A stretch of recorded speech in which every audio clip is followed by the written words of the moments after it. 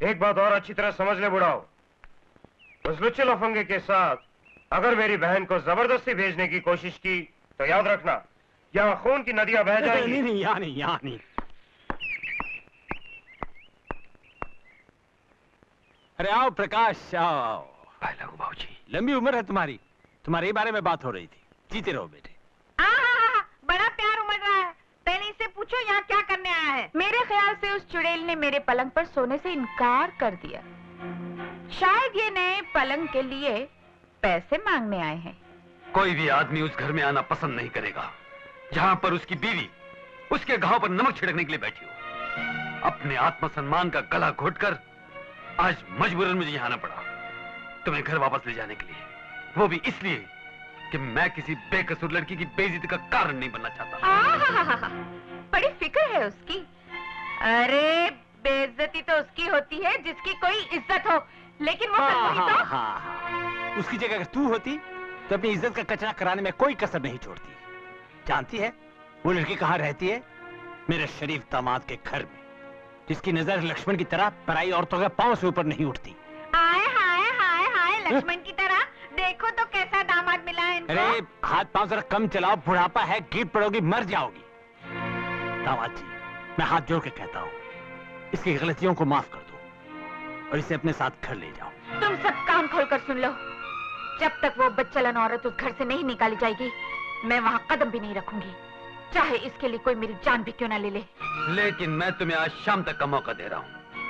अगर तुमने घर आकर सारे मोहल्ले के सामने उन गंदे शब्दों को वापस नहीं लिया जो तुमने एक शरीफ और इज्जतदार औरत के लिए कहे थे, तो आइंदा इस घर में मैं नहीं, मेरा वकील आएगा तलाक के कागजात के साथ।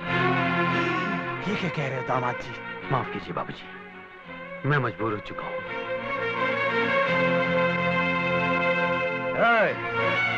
तुम्हारी इस बदतमीजी ने मुझे भी कुछ करने पर मजबूर कर दिया है, लेकिन मैं तुम्हारी तरह कोई वकील फकील नहीं भेजूंगा। अगर आज शाम तक अपनी रखेल को घर से बाहर नहीं निकाला तो मैं तुम्हारी इस लाडली बहन को इस घर से धक्के मारकर उठाकर बाहर फेंक दूंगा, समझे? मेरी बहन ने किया क्या है जो तू उसे घर से निकाल देना चाहता है? क्या ये कभी अपने बेटे को ताले में बंद करके सिनेमा देखने गई? क्या कभी इसने अपनी सास से बेगानों की तरह मुंह मोड़ा है? क्या तुझ जैसे निकम्मे आदमी को इसने देवता के रूप में नहीं पूछा? मुझे निकम्मा कहता है? तेरी ये मजाल, मेरे टुकड़ों पर पलने वाला आज मुझे भी हाथ उठा रहा है। जिस पत्नी की बदौलत तू ऐश कर रहा है, दुनिया तुझे इज्जत की नजरों से देखती है, आज तू उसी को घर से निकालना चाहता है।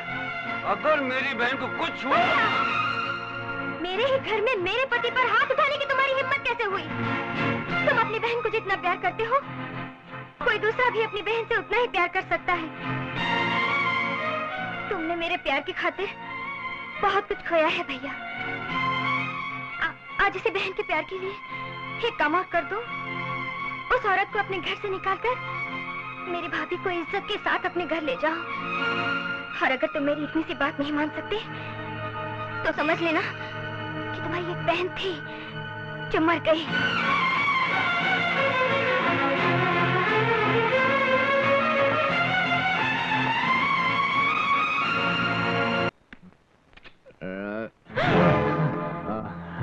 भैया तुम? संभल गए। एक मिनट, ऊपर छोड़ के आता हूँ, सुला देता हूँ इसको। चल मेरे भाई।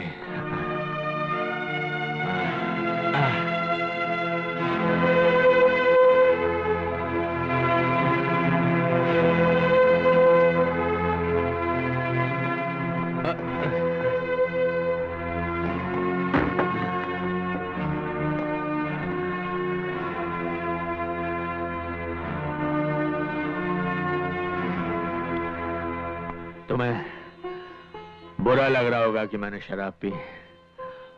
प्रकाश ने भी शराब पी, उसे तो ठीक से पीना भी नहीं आता। ये तो अच्छा हुआ मेरी नजर उस पर पड़ गई और उसमें यहां ले आया। बेचारा बहुत बहुत परेशान मालूम होता है। तूने तो बड़ी आसानी से कह दिया कि यहां से चले जाओ, अपनी समस्या मैं आप सुलझा लूंगी। लेकिन तू क्या समझती है कि तेरा भाई तुझे मुसीबतों की चक्की में पिसने के लिए अकेला छोड़ देगा? अरे क्या तेरी प्रॉब्लम मेरी प्रॉब्लम नहीं? मेरे पास मेरे पास दिल नहीं है? और सुन, एक भाई को उसके कर्तव्यों से दूर हटाना कानूनन जुर्म है, कानूनन जुर्म है।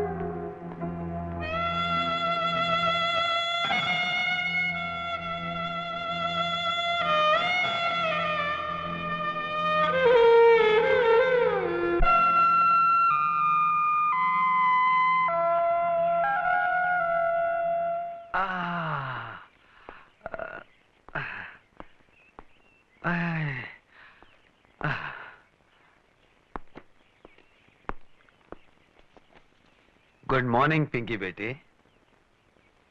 अरे क्या हुआ? मैं तुमसे बात नहीं करूंगी। क्यों? एक तो रात को देर से आए, ऊपर से न जाने क्या क्या बोल रहे थे। पता है आंटी कितनी परेशान हुई? सॉरी बेटे। बोलना है तो आंटी को बोलो ना, मुझे क्या बोलते हो?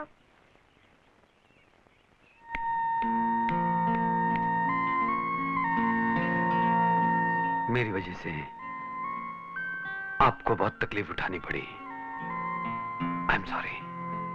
सोचा शायद गमों की आग शराब के सैलाब से बुझ जाएगी, लेकिन वैसे मैं पीता नहीं हूं। अपने दर्द से लड़ते लड़ते मैं थक गया हूं। आपके दर्द की वजह भी तो मैं ही हूं। फिर भी दुख किस बात का है कि आप जैसे समझदार और साहसी आदमी अगर घबराकर शराब का सहारा लेने लगे तो बदनामी के समुद्र में डूबी हुई मुझ जैसी को तो जहर पीकर मर जानी चाहिए। मैडम, ये सच है कि आपके लिए कभी मेरे मन में प्यार की गहरी भावना थी, आपको पाने की चाहत थी, लेकिन वो सब तो तभी खत्म हो गई। इसलिए आप ये मत समझिएगा कि मैं इस शहर में पुराने रिश्तों की वजह से चली आई हूँ। मैं तो यहाँ एक कोरे कागज की तरह आई थी जिस पर आपकी बीवी ने बदनामी की स्याही उड़ेल कर मुझे कहीं का नहीं छोड़ा। मैं इस घर में वही दाग धोने के इरादे से आई थी, लेकिन इसके बदले अगर किसी मासूम से उसके माँ बाप छिन जाए, ये मुझे मंजूर नहीं। मैं समझा नहीं। मेरी वजह से ही पिंकी की माँ घर छोड़कर चली गई और अब बाप ने भी शराब का रास्ता पकड़कर बच्ची से दूर जाने का फैसला कर लिया है। लेकिन मैं ऐसा नहीं होने दूंगी। आपकी पत्नी से सच कबूल करवाने का इरादा छोड़ दूंगी। मैं यहाँ से चली जाऊंगी। एक आप हैं जो समाज की उड़ती हुई उंगलियों का निशाना बनने के बावजूद मेरी बेटी के लिए अपनी हार मानने के लिए तैयार है, उम्र भर एक झूठे कलंक के साथ जीने के लिए तैयार है। और दूसरी तरफ रूपा है जो अपनी बेटी की ममता को बुलाकर आपको रुसवाई की आग में जलने के लिए छोड़कर यहां से चली गई। नहीं मैडम, नहीं। जिसके लिए मेरे मन में इतनी इज्जत हो उसे तिल तिल करके मरता हुआ नहीं देख सकता। मैं आपको हुक्म तो नहीं दे सकता, इल्तिजा कर सकता हूं। आप तब तक इस घर से न जाएं जब तक रूपा आप पर लगाए शर्मनाक इल्जामों को वापस नहीं ले लेती।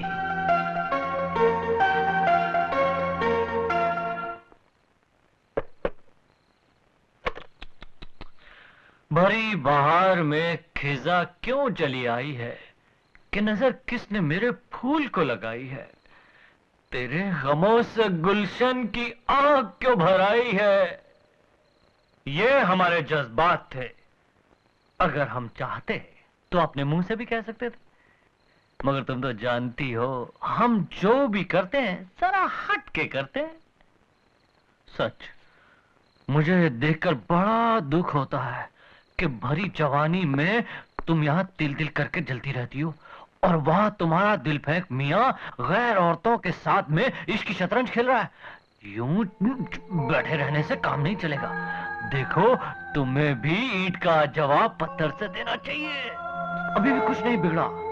मैं भी वही हूं, तुम भी वही हो और हमारा प्यार भी वही है। बस बीच में एक छोटी सी दीवार है, उस दीवार को हटा दो और हम दोनों एक हो जाएंगे। ये मंगलसूत्र। इसने मुझे थप्पड़ मारा, इसका जवाब गुलशन देगा, लेकिन जरा। शिव बिना कैलाश, राम बिना अयोध्या और प्रकाश बिना ये दुकान अंधेरी है। जब तक अपनी परेशानियों से छुटकारा पाने का कोई रास्ता नजर नहीं आता तब तक ये दुकान बंद रहेगी। लेकिन मैं अपनी परेशानियों से तुम लोगों को परेशान नहीं करना चाहता हूं। तुम लोगों की तनख्वाह हर महीने की पहली तारीख को तुम लोगों के घर घर में पहुंच जाएगी। मालिक, बरसों से हमने इस दुकान का नमक खाया है। अगर छोटा मुंह बड़ी बात न लगे तो आप कुछ दिनों के लिए अपनी सारी चिंताएं भुलाकर अपना पूरा दिमाग घर की उलझने सुलझाने में लगा दीजिए। भगवान ने चाहा तो सब ठीक होगा। पुतली बाई के साथ रहते रहते मैं तो भूल ही गया था मेरे पास दिमाग भी है। बाबूजी, आपने अपना घर छोड़ने का फैसला किया, ये गलत है। हमारे साथ रहने का फैसला किया, ये और भी गलत है। घरों में तो ये सब कुछ चलता ही रहता है। इससे घबराकर आदमी अपना घर बीवी बच्चे थोड़ी छोड़ देता है। क्यों नहीं? मेरा फैसला तो तभी बदलेगा जब पुतली बाई छाप धर्म पत्नी का दिमाग ठिकाने आए और वो अपनी लाडों को वापस भेज दे। क्यों? मेरी स्कीम बढ़िया है ना? नहीं बाबूजी, मुझे ये सब पसंद नहीं। पसंद तो मुझे भी नहीं, लेकिन वो कहते हैं ना, लोहा ही लोहे को काटता है। तो जाने दो, ये सब स्वादिष्ट मिठाइयां सामने रखी हो तो वो क्वीन की गोली को क्यों याद करें? शुरू करो, शुरू करो, हो जाए। रसगुल्ले, वाह, क्या बात है, क्या बात है, कमाल है। ये रसगुल्ले मेरे धड़कते दिल पर ऐसा असर कर रहा है जैसे कि रामबाण मलम। सुन जमाई राजा। जी बाबूजी। स्टैम्प पेपर कहाँ मिलेगा? अब इसकी क्या जरूरत आ पड़ी बाबूजी? बेटी, तेरी सास ने आज 30 साल से गोबर जैसी बेस्वाद चीजें खिला खिलाकर मेरे स्वाद की अर्थी उठा दी थी। आज ये रसगुल्ले खाकर मेरी बेजान जीभ में फिर से जान पड़ गई।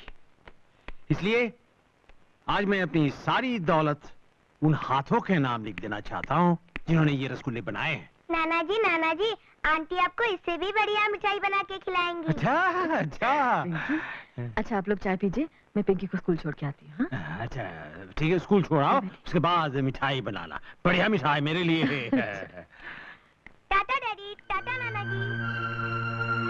भगवान ने इन दोनों के बीच जो प्यार का बंधन बांध दिया है उसे कोई नहीं तोड़ सकता।